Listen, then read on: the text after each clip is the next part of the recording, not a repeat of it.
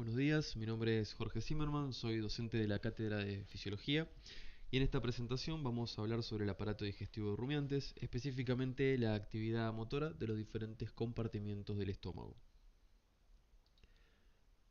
Los contenidos de esta presentación son motilidad de los distintos compartimientos, vamos a hablar de los ciclos motores rumino-reticulares, también del mecanismo de la eructación, de rumia y la estratificación del contenido ruminal.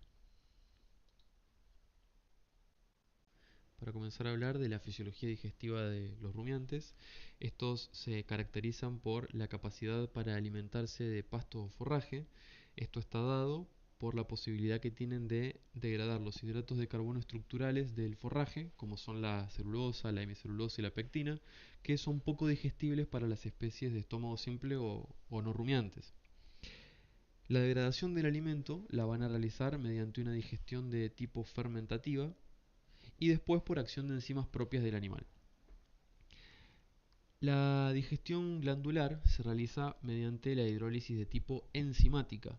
En la digestión fermentativa, las enzimas no van a proceder del animal, sino que van a ser de origen microbiano, es decir, de estos microorganismos que el rumiante tiene en las cavidades del estómago. Esta digestión fermentativa es un proceso más lento que la digestión de tipo glandular y los diferentes sustratos van a sufrir alteraciones que son mucho más importantes. Los preestómagos de los rumiantes están colonizados por muchos microorganismos y tienen la característica de ser idóneos para producir correctamente este tipo de procesos fermentativos. Tenemos que tener presente que cuando estamos alimentando a los rumiantes, primero estamos alimentando a los microorganismos ruminales y que para que haya un buen desarrollo de estos microorganismos tiene que haber un medio ruminal que sea favorable para que se mantenga esa simbiosis entre las bacterias y el animal.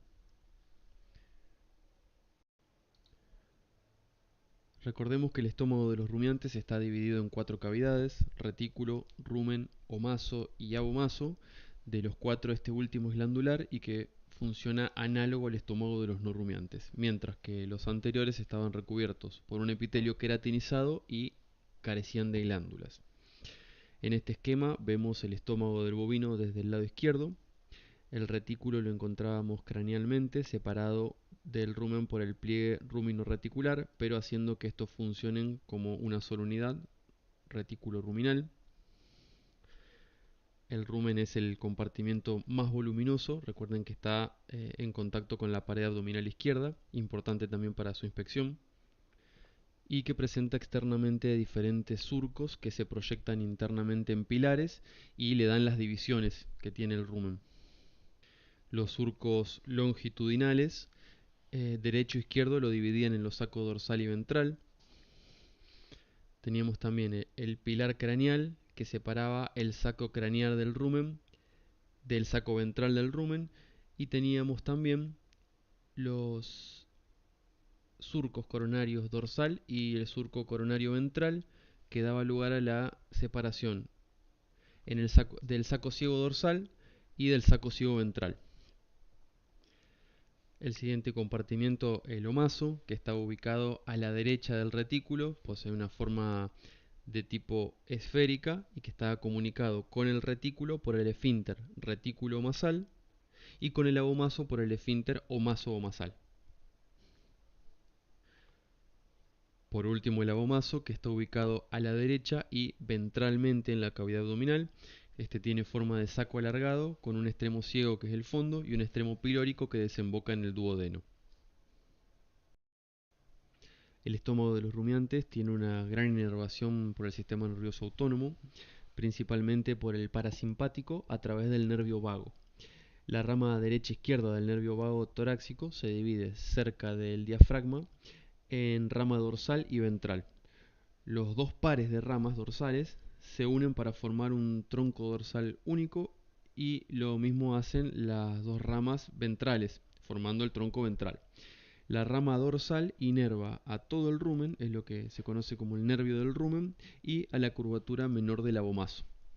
Por otro lado, la rama ventral forma un plexo en la zona del cardias e inerva el retículo, el omaso y la curvatura mayor del abomaso. La inervación simpática es menos importante desde el punto de vista funcional y proviene del nervio esplénico y de las ramas celíacas. Después hacen sinapsis en el plexo celíaco. La irrigación del estómago viene dado por la arteria celíaca, mientras que la sangre venosa se recoge por la vena esplénica y la gastroduodenal, que van a llevar la sangre a la vena porta. En esta imagen, la imagen de la izquierda, podemos ver un corte sagital de los compartimientos del estómago, donde podemos ver claramente las diferentes pilares, las proyecciones de los surcos que observábamos externamente, cómo dividen a las diferentes partes del rumen. Y en las imágenes de la derecha vemos la mucosa de las diferentes partes del estómago. Tenemos la mucosa del rumen, con las papilas de tipo digitiformes, como están descritas, que el tamaño y el grado de queratinización va a depender mucho del estímulo que está provocado por el tipo de dieta que consume el animal. En el caso del retículo, la forma de red que presentan los pliegues de la mucosa. En el omaso, la disposición en forma de láminas que presenta este. Y en el caso del abomaso, la mucosa de tipo glandular.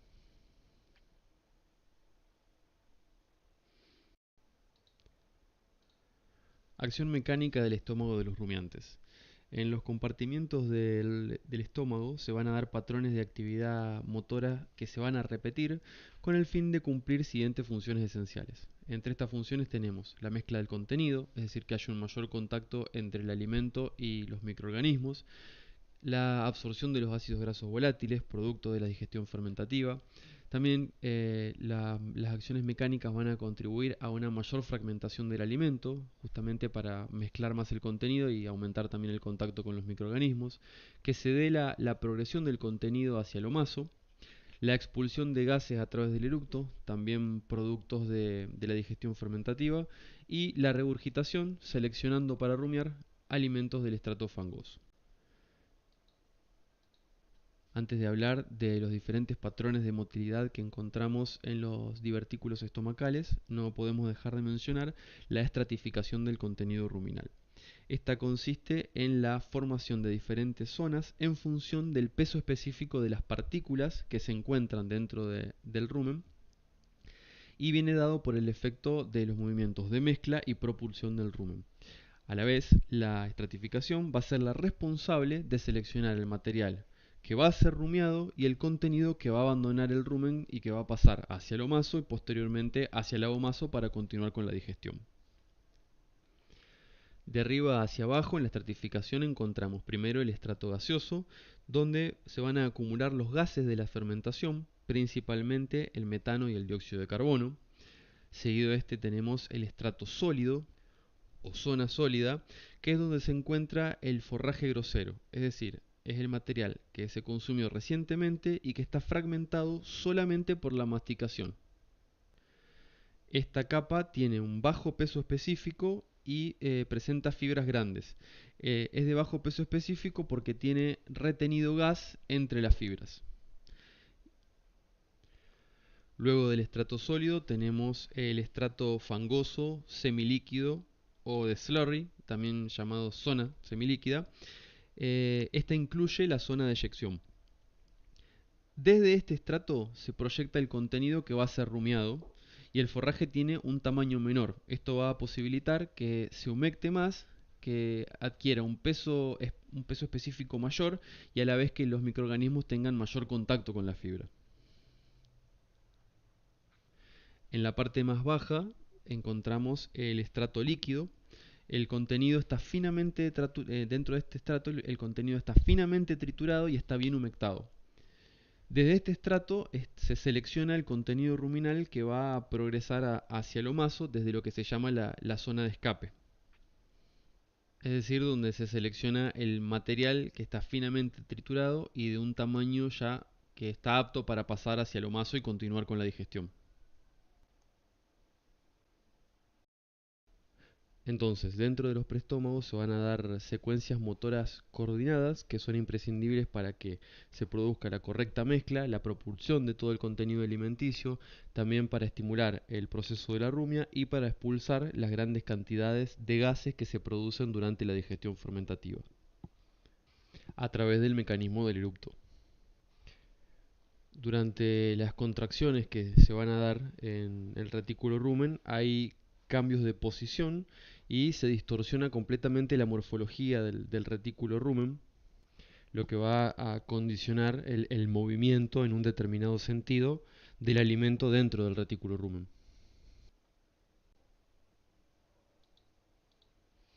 En el retículo rumen se describen dos tipos de ciclos de contracción. Tenemos las contracciones primarias o ciclo A y la contracción secundaria eructativa o ciclo B. La contracción primaria o ciclo A cumple la función de mezcla, estratificación y progresión del contenido del retículo rumen. Comienza con una contracción bifásica del retículo, en la cual primero se produce una contracción parcial del retículo, como se puede ver acá en el esquema, y coincide con la contracción del esfínter reticulomasal. De esta manera lo que se produce es volcar el estrato superior más grosero hacia el rumen. Al producirse esa contracción, se vuelca el contenido hacia el rumen. Inmediatamente se produce una contracción total del retículo y esta coincide con una relajación del esfínter reticulomasal. Esto permite el pasaje del contenido de mayor peso específico, es decir, el que encontramos en el estrato inferior, hacia el omaso. Luego, esta onda de contracción se va a propagar del retículo al rumen. Primero, por la parte superior se produce una contracción del saco dorsal en sentido cráneo-caudal y del saco ciego dorsal. Como lo vemos también representado en el esquema, la onda se propaga por el saco dorsal en sentido caudal y termina con una contracción a nivel del saco ciego dorsal. Luego, inmediatamente se produce una contracción en sentido caudal, pero del saco ventral. Como lo podemos ver en la imagen inferior, se contrae el saco ventral y finalmente se contrae el saco ciego ventral. Con esta secuencia de contracciones se logra una mezcla del contenido ruminal con un patrón en el cual en el saco dorsal, debido a la onda de contracción de craneal a caudal, se logra una mezcla en sentido antihorario del contenido y en el saco ventral en el sentido horario. De este modo, el alimento que ya estuvo el tiempo suficiente en el rumen y que ya se encuentra en la fase líquida, va a ingresar al retículo por encima del pilar craneal y será el contenido que va a progresar hacia el omaso en la siguiente contracción. Las contracciones secundarias eructativas o ciclo B se producen siempre después de que ocurre el ciclo primario, pero no en todos los casos. Es decir, no siempre ocurren, sino en aproximadamente el 50% de los ciclos. Estos se dan preferentemente cuando el volumen de gas que se produce en las fermentaciones es importante.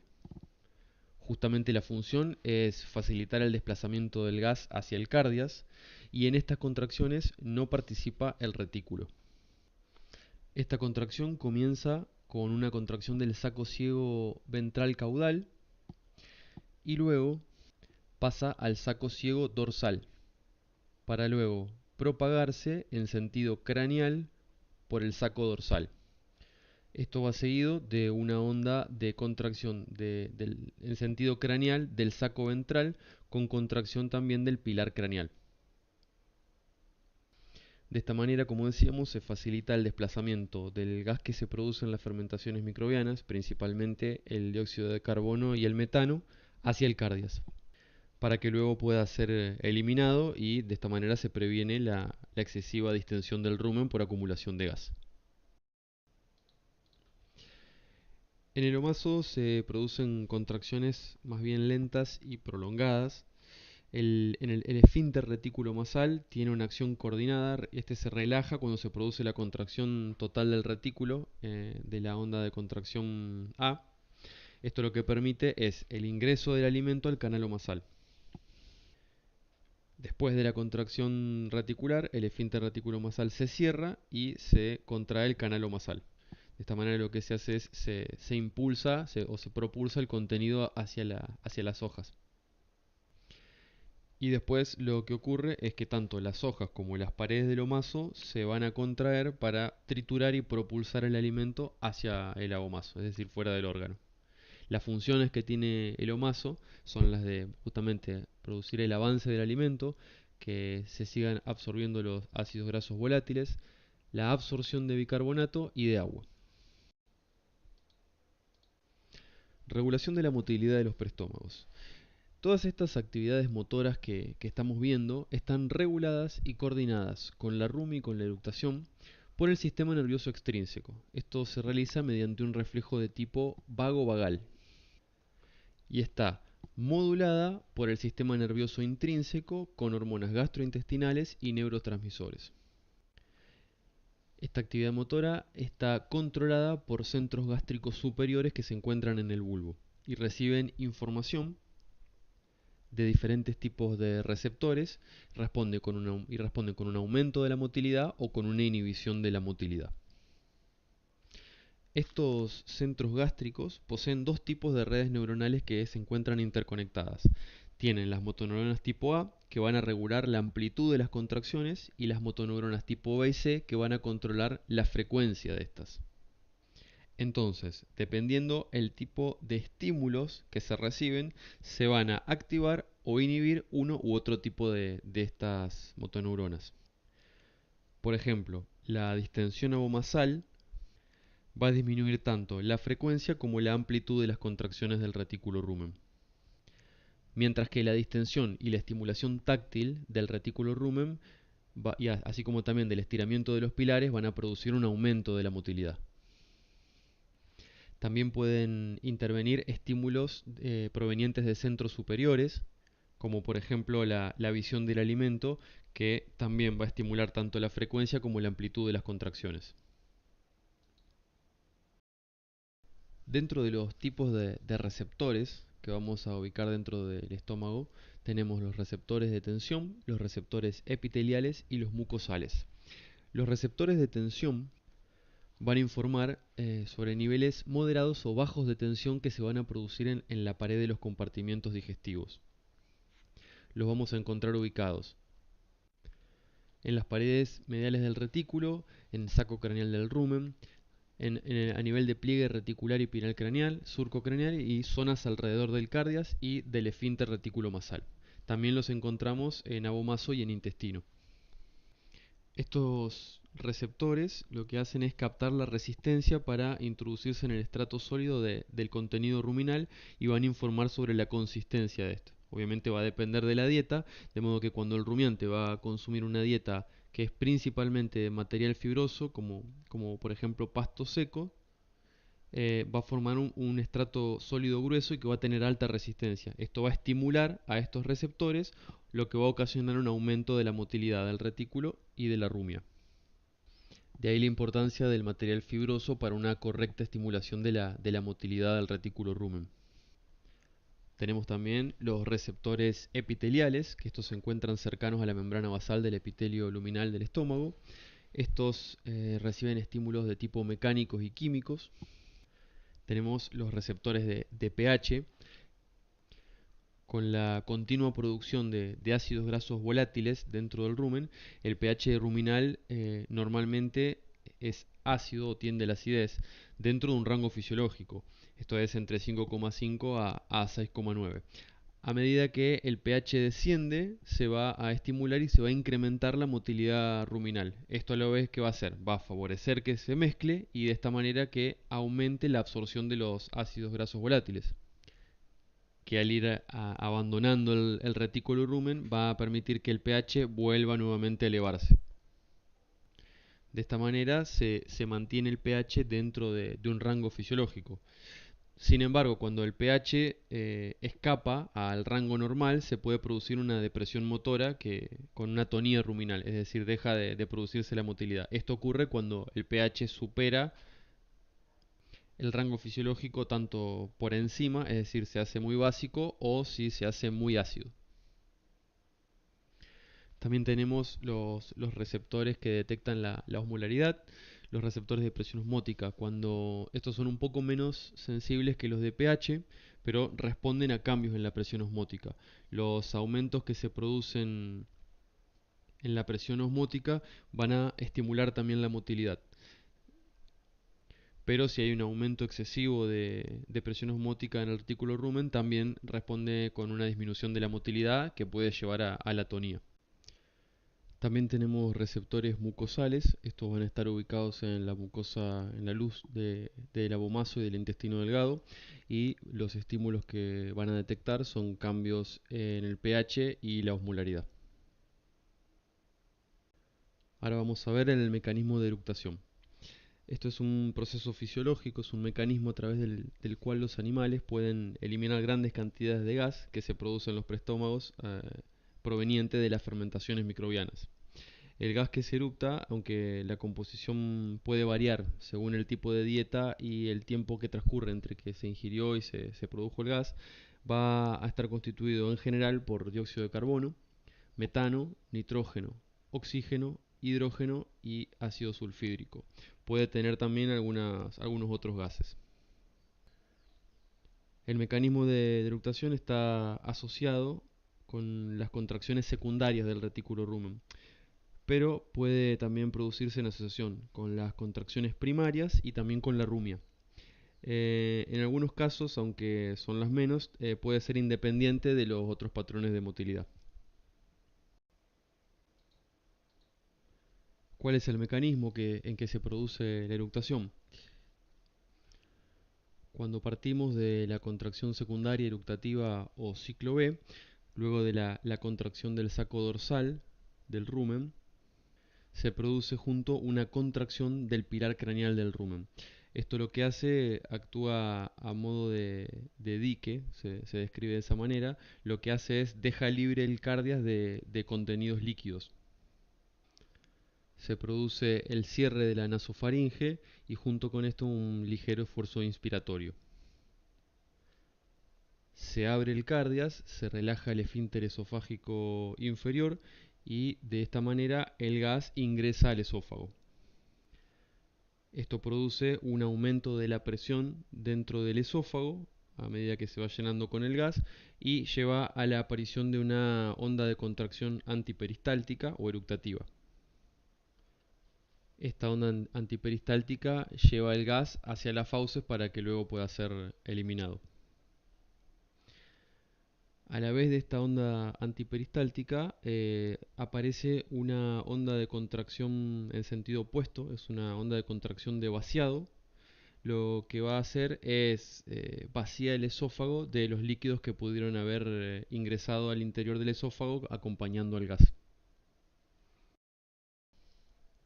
Con respecto a la regulación del eructo, este es un reflejo también de tipo vagovagal, actuando como centros reguladores los centros gástricos del bulbo también. Los estímulos que producen el reflejo nacen fundamentalmente de mecanorreceptores que detectan la distensión del saco dorsal, del surco reticular, la zona del cardias y del esófago. Si la acumulación de gas es excesiva, también se puede producir una disminución de la motilidad y finalmente atonía.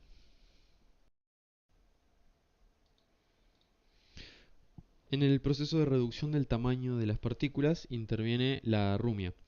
Este es un mecanismo que consiste en una remasticación de la ingesta que proviene del retículo y del rumen.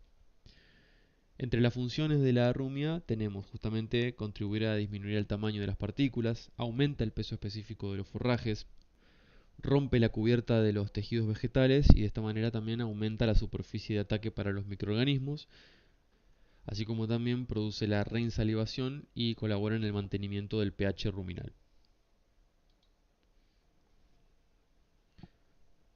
La rumia comienza con una contracción extra del retículo que precede a la contracción bifásica que se da durante el ciclo primario.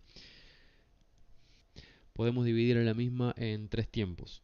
En el primer tiempo tenemos la fase aspiratoria, donde decimos se produce esta contracción extra del retículo. se relaja la zona del cardias y se produce un movimiento inspiratorio a glotis cerradas. Esto lo que crea es un aumento de la presión negativa que determina una distensión de las paredes del esófago y favorece el paso de la ingesta hacia el mismo, obviamente previo a una apertura del esfínter esofágico inferior. Luego de esta se produce la fase expulsiva, que esto viene justamente determinado por una onda antiperistáltica esofágica, que lo que hace es llevar el material alimenticio desde el cardias hasta la boca. Cuando el material alimentario llega a la boca, se produce la fase de deglución de los líquidos. Este material es comprimido por la lengua y los carrillos y los líquidos que, digamos, que tienen pequeñas partículas son deglutidos. Luego tenemos el segundo tiempo, que es el tiempo de remasticación. Este consiste justamente en una remasticación que va acompañada de insalivación. Se realiza con movimientos laterales lentos y completos del maxilar inferior contra el superior. El tiempo promedio de remasticación es de 40 a 60 segundos por cada bolo. El tercer tiempo de la rumia consiste en la deglución del bolo ya remasticado. La parte del material que está reinsalivado y que está formado por partículas pequeñas junto con los líquidos que ya fueron deglutidos, que vienen de la compresión del mismo, van a tender a hundirse en la zona de escape potencial y van a abandonar el rumen con la segunda fase de contracción reticular. En cambio, las partículas que son más grandes se van a mantener en la zona semilíquida durante un tiempo mayor y van a ser susceptibles de que sufran fenómenos adicionales de fermentación y nuevos episodios de rumia. Justamente el alimento, el material que es regurgitado para la remasticación viene de la parte dorsal del retículo, de la zona de eyección. Tiene un tamaño de partícula y un peso específico que es característico de la zona líquida. La ingesta que es seleccionada para la rumia no es el alimento más grosero, sino más bien el que ya sufrió un previo ablandamiento por las contracciones de mezcla y tiene algún grado ya de rotura y está más debilitado por acción fermentativa de los microorganismos. La regulación de la rumia. La rumia también es un reflejo de tipo vago-vagal y el control está realizado también por los centros gástricos del bulbo. Los estímulos que van a desencadenar la rumia nacen en zonas reflexógenas que están ubicadas a nivel de retículo rumen, especialmente en el esfínter esofágico inferior, en la zona del pliegue retículo ruminal y en el pilar craneal y caudal del rumen. Todas estas zonas captan la textura del alimento por el roce de estas contra estas zonas reflexógenas. Van a detectar la consistencia y el grado de distensión del retículo rumen. Entonces, el principal estimulante para que se produzca la rumia es la estructura física del forraje. O sea que esta va a depender del contenido de fibra que tenga la dieta. Otro factor también que favorece la rumia es el reposo psicosensorial. Los periodos en los cuales están descansando y hay oscuridad, así como el hecho de que el animal esté acostado, la somnolencia o los periodos de amamantamiento van a favorecer que se produzca la rumia. Con respecto al abomazo, este recibe el alimento en forma continua desde los divertículos estomacales. La parte proximal del abomazo tiene poca motilidad, solamente mantiene el tono a la vez que se distiende para la llegada del alimento. Esto es lo que se conoce como relajación receptiva. Permite a la vez que el líquido pase a través del contenido sólido y llegue rápidamente al duodeno, es decir, el líquido tiene una velocidad de pasaje mayor que la de los sólidos, los cuales van a quedar retenidos en el abomazo para ser mezclados con el jugo gástrico. La zona antral es la de mayor actividad motora. En esta se producen ondas peristálticas que se dirigen hacia el píloro. Se encargan de la mezcla y la acumulación del contenido gástrico en el antro pilórico. Una vez que el antro se llena, el origen de las contracciones peristálticas se acercan al píloro y las contracciones sincrónicas de antro y esfínter pilórico van a actuar como una bomba pilórica. Esto hace que parte del quimo pase hacia el duodeno, es decir, a acción de progresión, y parte del quimo regresa hacia el fondo donde se produce la acción de mezclado. Estas ondas de progresión no se van a producir de forma continua, sino que van a ser interrumpidas por periodos de quietud. El número de contracciones del antro no varía significativamente, de modo que las variaciones de flujo hacia el duodeno van a depender esencialmente del volumen del quimo que se transporta en cada contracción. Con respecto a la regulación de la motilidad antroduodenal y por lo tanto del flujo de alimento que va a pasar a través del píloro, implica dos mecanismos fundamentales. Por un lado están las diferencias de presión que se van a dar entre el fondo y el antro, y entre el antro pilórico y el bulbo duodenal. Y por otro lado, el mecanismo que se denomina freno duodenal. Este supone un control inhibitorio del flujo transpilórico y va a estar dado por reflejos enterogástricos que se van a originar en el bulbo duodenal y van a ser captados por receptores de tensión y químicos y transmitidos por fibras aferentes vagales. También participan en la regulación neurotransmisores colinérgicos que van a estimular el peristaltismo del antro, y el polipéptido intestinal vasoactivo que va a inducir la relajación del esfínter pilórico. Por lo tanto, va a actuar favoreciendo el vaciado del abomaso.